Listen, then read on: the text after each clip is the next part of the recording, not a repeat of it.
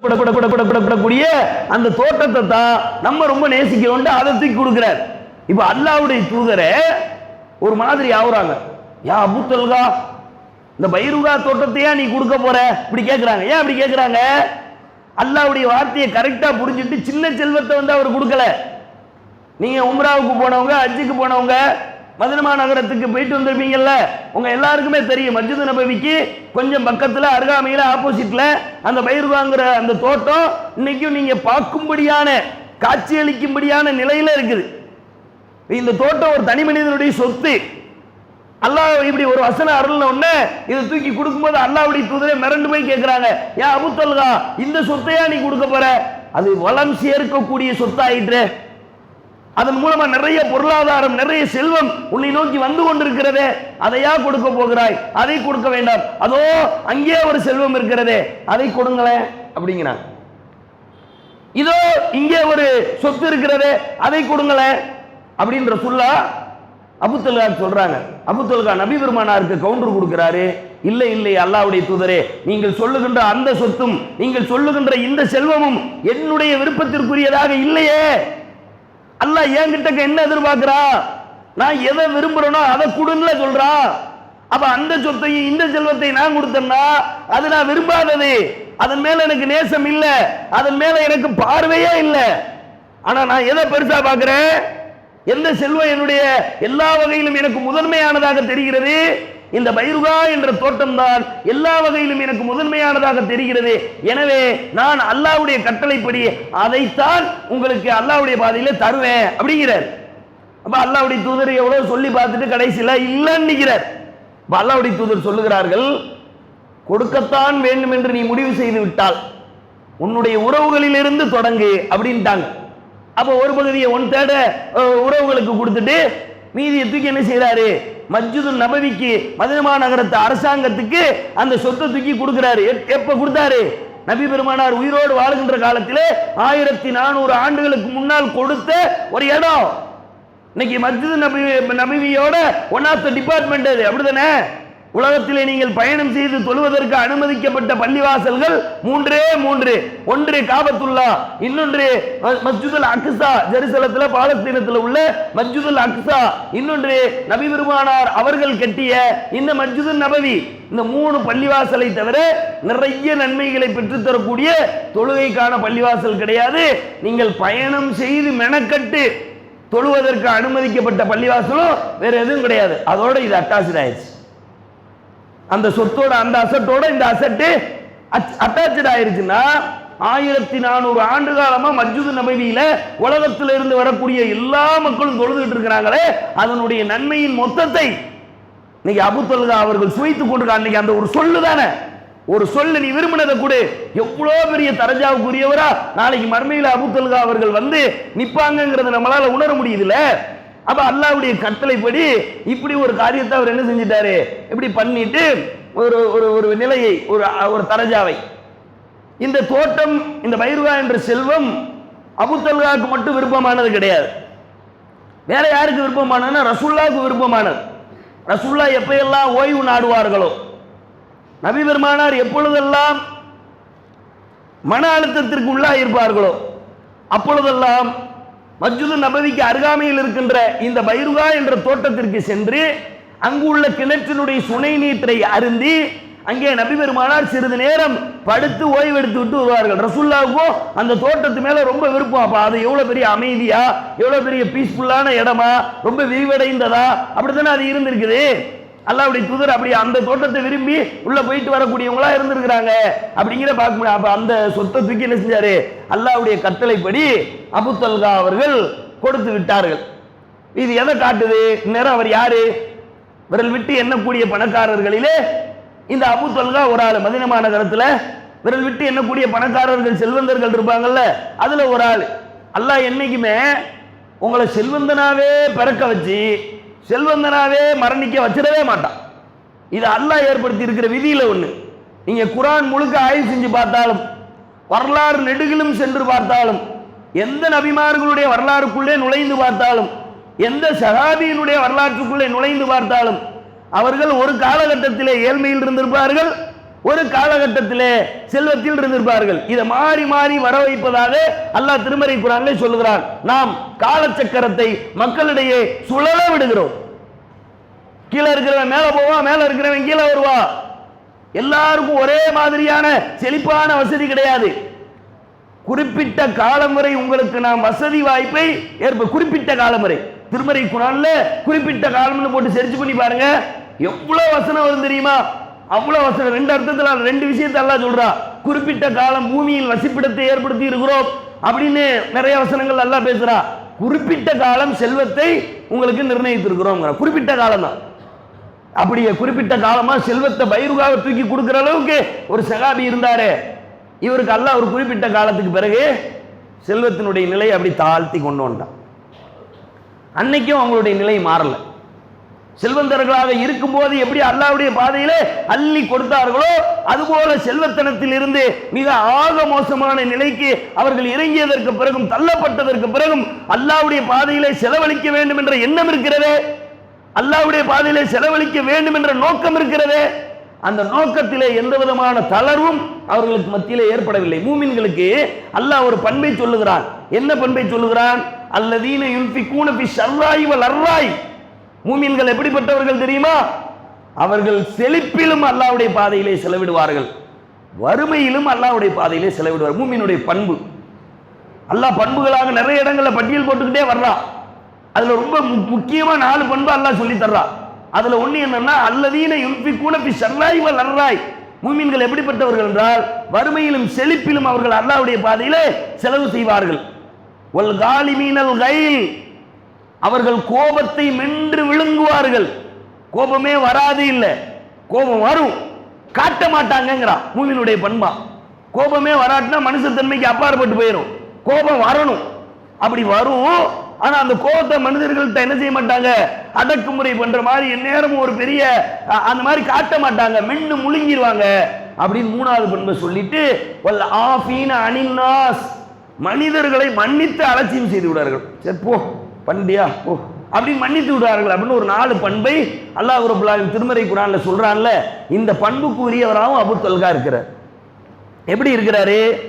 ஒரு நாள் ஒரு கிராமவாசி வந்து நபி பெருமானார் ஸல்லல்லாஹு அலைஹி வஸல்லம் அவர்களிடத்துல அல்லாஹ்வுடைய தூதரே சாப்பிட்டு ரொம்ப நாள் ஆயிடுச்சு, எனக்கு சாப்பிட்றதுக்கு ஏதாவது இருந்தா கொடுங்க அப்படின்னு கேட்பார். அப்ப அல்லாஹ்வுடைய தூதர் என்ன செய்வாங்கன்னா தான் வீட்டுக்கு அழைச்சிட்டு போவாங்க. அழைச்சிட்டு போய் ஆயிஷா அம்மாவை அழைத்து, ஆயிஷாவே அவர் சாப்பிட்டு ரொம்ப நாள் ஆச்சுங்கிறாரு, ஏதாவது இருந்தா கொடுமா அப்படின்னு ஆயிஷா அம்மாட்ட கேட்பாங்க. அல்லாஹ்வுடைய தூதர் வீட்டில் என்ன இருந்துச்சு? அவங்க முதல் பிறை பார்ப்பார்கள், அவருடைய வீட்டிலே அடுப்பு எரியவில்லை. அவர்கள் 2வது பிறை பார்ப்பார்கள், அவருடைய வீட்டிலே அடுப்பு எரியவில்லை. அவர்கள் 3வது பிறை பார்ப்பார்கள், அவருடைய வீட்டிலே அடுப்பு எரியவில்லை. அல்லாஹ்வுடைய தூதர் அவர்கள் சலிக்கப்பட்ட கோதுமையை ஒரு காலத்திலும் சாப்பிடவே இல்லை. சலிக்கப்பட்ட கோதுமை இருக்குல்ல, மன்னர்தா கிரேக்க ரோமாபுரி பேரரசர்கள் எல்லாம், பாரசீக ரோமாபுரி பேரரசு எல்லாம் நபி பெருமானாருடைய கடிதத்தை பார்த்தால் நடுநடுங்கி விடக்கூடிய மிகப்பெரிய பிரம்மாண்டமான சாம்ராஜ்யத்தினுடைய அதிபதி தான் ரசூலுல்லாஹ், அதுல மாற்று கருத்து இல்லை. ஆனாலும் கூட அல்லாஹ்வுடைய தூதர் வீட்டில் அடுப்பு எரியல, சாப்பாட்டுக்கு வழி இல்லை, கைத்துக்கட்டில் படுத்து கிடந்தா அல்லாஹ்வுடைய தூதரின் முதுகுகள் எல்லாம் பெரிய தடமாக பதிந்திருக்கக்கூடிய அளவுக்கு ரொம்ப அற்பமான ஏழ்மையான வாழ்க்கையை வாழ்ந்தார்கள். சில வார்கோதுமைகளுக்காக தன்னுடைய கவச ஆடைகளை அடமானம் வைத்துவிட்டு அதை திருப்பாமலே மீட்காமலே அல்லாஹ்வுடைய தூதர் அவர்கள் மரணித்தார்கள். அப்படிங்கிற அளவுக்கு ரசூலுல்லாஹ்வுக்கு ஏழ்மை. மக்காவுல கோடீஸ்வரர், விரல் விட்டு எண்ணக்கூடிய பணக்காரர்ல ரசூலுல்லாஹ் தான் நம்பர் 1. எல்லாரையும் வியாபித்திருந்தது.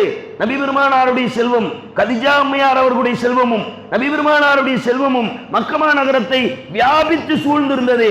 அந்த மனுஷனுடைய மதீனா வாழ்க்கையில ஒருவேளை சாப்பாட்டுக்கு வழி இல்லை, கட்டில கிடந்த பேரித்தம்பளத்தை எடுத்து பார்த்து விட்டு சகாபாக்களிடத்தில் அறிவிக்கிறார்கள், நான் ஒரு நாள் கட்டிலே படுத்து கிடந்தேன், என்னுடைய முதுகுகளிலே ஒரு பொருள் தட்டுப்பட்டது. உள்ள வாங்க, வாங்க முடிச்சிடும் ஒரு 5 நிமிஷம்.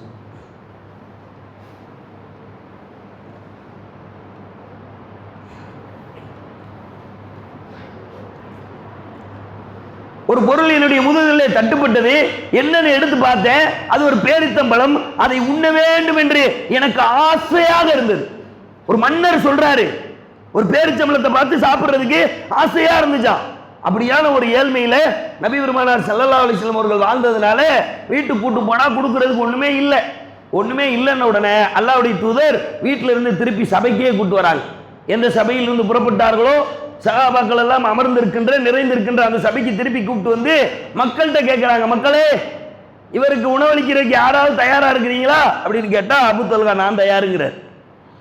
இந்த ஏற்கனவே பைருகா தோட்ட வரலாறுலாம் படிச்சு வச்சிருக்கக்கூடிய நம்ம இந்த செய்தியை முத படிக்கிறோம்னு வைங்களேன், என்ன தெரியுமா தோணும்? அபூ தல்ஹா கை தூக்குனதுல எந்த விதமான ஆச்சரியமும் இல்லை. ஏன்னா அவர் ஒரு ஆளுக்கு சாப்பாடு கொடுக்குற அளவுக்கு தகுதி உள்ளவரா? ஒரு ஊருக்கே சாப்பாடு கொடுக்குற அளவுக்கு தகுதி உள்ள ஆளு. வரலாற்றிலே விரல் விட்டு எண்ணக்கூடிய அன்சாரி செல்வந்தர்களிலே ஒருத்தர் அப்படின்னு எல்லாருக்கும் புரியும் தெரியும். ஆனா அந்த ஹதீஸ் அப்படி படிச்சுக்கிட்டே வந்தா அபூ தல்ஹா நான் கொடுக்கிறேன்னு கூட்டு போய் தன் மனைவி இடத்திலே சொல்லுவார், அல்லாஹ்வுடைய தூதரின் விருந்தாளி சாப்பிட்டு ரொம்ப நாள் ஆயிருச்சா, ஏதாவது இருந்தா கொடுமா அப்படின்னு உம்மு சுலைம்கிட்ட கேட்பாங்க. அப்போ உம்மு சுலைம் அவர்கள் சொல்வார்கள், யா அபூ தல்ஹா இல்லையே, நீங்களும் நானும் உண்ணுவதற்கு நம்முடைய வீட்டிலே நம்மிடத்திலே எந்த உணவும் இல்லையே. கோடீஸ்வரர் எப்ப பைருகாவுடைய தோட்டத்தை தூக்கி கொடுக்கும் போது அல்லாஹ்வுடைய தூதர் இது அதுன்னு வேறு விஷயத்தை காட்டுற அளவுக்கு கோடீஸ்வரர். இப்ப உம்மு சுலைம்கிட்ட இருந்து வர்ற பதில் என்ன? இல்லையே, நீங்களும் நானும் சாப்பிடுவதற்கு ஒண்ணும் இல்லையே, நம்முடைய பிள்ளை சாப்பிடுறதுக்கு கொஞ்சோண்டு இருக்கு அப்படின்னு பதில் சொல்றாங்க. அப்ப அந்த மனுஷன் சொல்றாரு, அபூ தல்ஹா சொல்லுகிறார், அந்த சிறிது உணவு இருக்குன்னு சொல்றீங்களே, அந்த உணவை இன்று ஒரு நாள் உங்களுடைய பிள்ளைகளை தாலாட்டி சீராட்டி எப்படியாவது தூங்க வைத்து விடுங்கள். இந்த நம்மள்ட்ட இருக்கிற கொஞ்சோண்டு உணவு இதை அந்த பசியில் இருக்கிற மனுஷனுக்கு கொடுப்போம் அப்படின்னு ரெண்டு பேரும் கான்வர்சேஷன் பண்ணி உரையாடல் நிகழ்த்தி பேசி என்ன செய்யறாங்கன்னா அங்க அந்த சகாபியை வர வச்சு உட்கார வைக்கிறாங்க. சாப்பாடு இல்லை நிறைய கொடுக்கறதுக்கு, இவங்களும் உட்கார்ந்து சாப்பிடணும், அப்பதான் அவரும் சாப்பிடுவாரு. அப்ப அபூ தல்ஹா சொல்லுகிறார்கள், நான் சாப்பிடுவதை 3 பேருக்கு சாப்பாடு வைக்கிற மாதிரி விளக்க அணைச்சிருங்க, விளக்கை ஏத்துற மாதிரி ஏற்றி அமர்த்திடுறேன், இருட்டாயிரும். நீங்க சாப்பாடு வைக்கிற மாதிரி பாவனை பண்ணுங்க, சாப்பாடே இல்லாம சாப்பாடு வைக்கணும், வெறுங்கரண்டியை எடுத்து சட்டிக்குள்ள விட்டு சாப்பாடு எடுக்கிற மாதிரி பாவனை செஞ்சு, தட்டையில வைக்கிற மாதிரி பாவனை செஞ்சு, கையில எடுத்து சாப்பிடுற மாதிரி. அவ்வளவு நடிப்பு, நல்லதுக்கு நடிப்பு, கெட்டதுக்கு இல்ல, யாரையும் ஏமாத்துறதுக்கு இல்ல. ஒரு தனி மனிதனுடைய வயிற்று பசியை நீக்க வேண்டும் என்பதற்காக தான் சாப்பிடாத உணவை சாப்பிடுவதை போல பாவனை செய்து காட்டுகிறார்கள். இப்படி ரெண்டு பேரும் கலந்துரையாடி வந்து வச்சா இவர் விளக்கை ஏத்துற மாதிரி ஏற்றி அணைச்சிட்டாரு, இவங்க ரெண்டு பேரும் சாப்பிடுற மாதிரி சாப்பிட்டுட்டு இருந்த உணவை அவருக்கு மட்டும் வச்சு சாப்பிடுறாங்களா. இப்ப அல்லாஹ் நடு சாமத்துல அவங்கள பார்த்து அப்படி அல்லாஹ் மெய்சில் எடுத்து விட்டான். அவர்களுடைய செயல், அவர்களுடைய நடவடிக்கை அல்லாஹ்வை மெய்சில் இருக்க வைத்து விட்டது. நடு சாமத்தில் அல்லாஹ் வகியர்லி வைக்கிறார். அல்லாஹ்வுடைய தூதர்ட்ட மைமுனா அம்மா சொல்றாங்க, அல்லாஹ்வுடைய தூதரே எப்படிப்பட்ட சுப செய்தி, இப்ப போய் சொல்லிடுவோம். இல்ல வேண்டாம், மக்கள்லாம் முழிச்சிருவாங்க, மக்கள்லாம் இப்ப வந்துருவாங்க, காலையில சொல்லிக்கிடலாம் அப்படிங்கிறாங்க அல்லாஹ்வுடைய தூதர். அதிகாலையிலே ஃபஜ்ருடைய தொழுகைக்கு நபி பெருமானார் வந்து மஸ்ஜித் நபவியிலே அமர்ந்திருக்கிறார்கள். சஹாபாக்கள் சஹாபி பெண்மணிகள் தொழுகைக்கு வருகிறார்கள். அங்கே அபூ தல்ஹா வருகிறார், அங்கே உம்மு சுலைம் வருகிறார்கள். நபி பெருமானாருடைய முகம் பூரண சந்திரன் எப்படி ஒளி வீசுமோ அதுபோல பிரகாசமாக அப்படி ரசூலுல்லாஹ்வுடைய முகம் ஜொலிக்குது.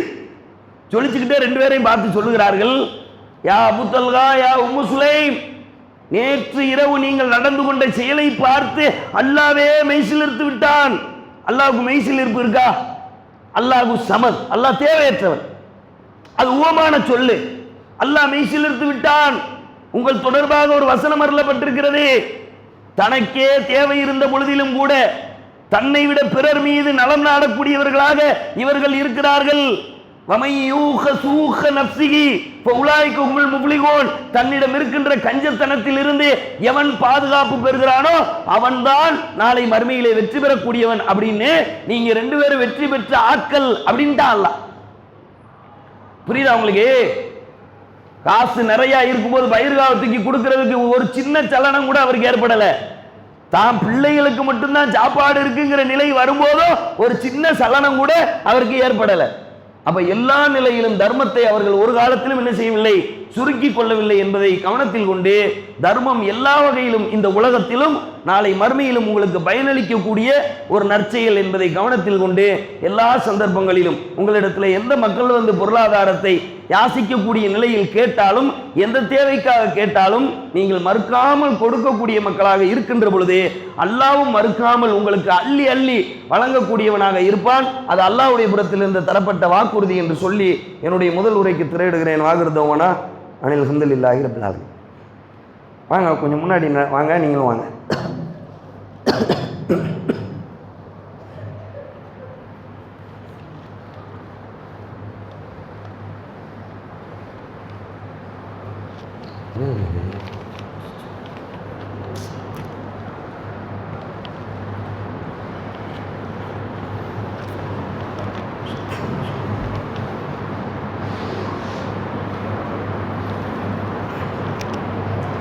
கண்ணியத்துக்குரிய எல்லாம் அல்ல அல்லாஹ்வின் நல்லடியார்களே, ஒரு 5 நிமிடத்தில் முடிச்சிடுறேன் இன்ஷா அல்லாஹ். செல்வம் என்பது நமக்கு வழங்கப்பட்டிருக்கக்கூடிய ஒரு அறுக்குடை என்பதை நம்ம விளங்கணும். செல்வம் வழங்கப்பட்டிருக்கக்கூடிய மக்கள் இந்த பார்வைக்குள்ளே கட்டாயமாக நுழைய வேண்டிய ஒரு நிர்பந்தம் இருக்கிறது. தபுக் என்று சொல்லப்படக்கூடிய ஒரு யுத்தம், அந்த யுத்தத்தை போல நபி பெருமானார் எந்த யுத்தத்தையுமே வர்ணித்ததே இல்லை என்று சொல்லப்படக்கூடிய அளவிற்கு மிக கடுமையான ஒரு யுத்தம். அது என்ன யுத்தம்? தபுக் யுத்தம். அல்லாஹ்வுடைய தூதர் எந்த யுத்தத்துக்கு போனாலும் பீடிகையெல்லாம் போட மாட்டாங்க. யுத்தம் வாங்க போவோம், சண்டை போட்டு வருவோம், எதிரிகளை அடிப்போம், இப்படி மட்டும் சொல்லுவாங்க. ஆனால் அந்த தபுக் யுத்தத்துக்கு போகும்போது அல்லாஹ்வுடைய தூதர் அவர்கள் மக்களிடத்திலே 1 மாத காலத்திற்கு முன்னதாகவே, 1 மாத காலத்திற்கும் கூடிய காலத்திற்கு முன்னதாகவே மக்களிடத்திலே சொல்லுகிறார்கள், மக்களே கடுமையான வெயில் காலத்திலே பயணிக்கவிருக்கிறோம், பேரித்தங்கனிகள் எல்லாம் அறுவடைக்கு தயாராகி இருக்கின்ற இந்த நேரத்திலே நம்ம இந்த யுத்த களத்தை சந்திக்க போகிறோம். ரொம்ப நீண்ட தூரம் பயணம் செய்து போகக்கூடிய ஒரு யுத்தத்தை சந்திக்கவிருக்கிறோம். இந்த பீடிகைலாம் 1 மாதத்துக்கு முன்னாடியே போட்டு மக்களை நீங்க கிளம்பிக்கிடுங்க, புறப்பட்டுக்கிடுங்க அப்படியெல்லாம் அல்லாஹ்வுடைய தூதர் சொல்லி வச்சிருந்தாங்க.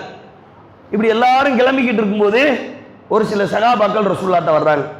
அல்லாஹ்வுடைய தூதரே, தபுக் யுத்தத்துக்கு கிளம்ப சொல்லி இங்கே கட்டளை போட்டீங்க, வாகனம் வச்சிருக்கக்கூடிய மக்கள்லாம் வாகனத்தை தயார் பண்ணிக்கிட்டு இருக்கிறாங்க, நாங்களும் யுத்தத்துக்கு வரணும்னு ஆசைப்படுறோம், எங்களையும் யுத்தத்துக்கு நீங்கள் கூப்பிட்டு போங்க, நாங்கள் வர்றதுக்கு வாகனத்தை தாங்க. ரசூலுல்லாஹ் அரசாங்க அதிகாரியில் கவர்மெண்ட் ஜனாதிபதி, எங்கள்கிட்ட சொந்தமாக வாகனம் இல்லை, கவர்மெண்ட்டில் வாகனம் வச்சுருப்பீங்கல்ல, கோவேறு கழுதையோ குதிரையோ ஒட்டகமோ இருக்கும்ல, அதில் ஏதாவது ஒன்று தந்தீங்கன்னா நாங்கள் வந்துடுவோம் அல்லாஹ்வுடைய தூதரே அப்படின்னு அல்லாஹ்வுடைய தூதர்கிட்ட முறையிடுவாங்க. இப்போ ரசூலுல்லாஹ் சொல்லுவாங்க, உங்களை ஏற்றி யுத்த களத்திற்கு அழைத்து செல்வதற்கான எந்த வாகனமும் என்கிட்ட இல்லையப்பா.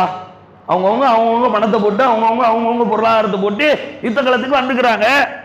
உங்களை கூட்டு போற அளவுக்கு அரசாங்கத்தில் ஒன்றும் இல்லையே, எல்லாரையும் கூட்டு போற லெவல்லையா துவக்க காலத்தில் நபி பெருமானாருடைய கவர்மெண்ட் இருந்துச்சு இல்லை தானே? ஒரு ஒட்டத்தில் 3 பேர் போவாங்க, சில சமயங்களில் ஒரு ஒட்டத்தில் 5 பேர் போவாங்க. 5 பேர் ஒரே நேரத்தில் ஏறி உட்கார்ந்து இல்லை, முறை வைத்து பயணம் செய்வார்கள்.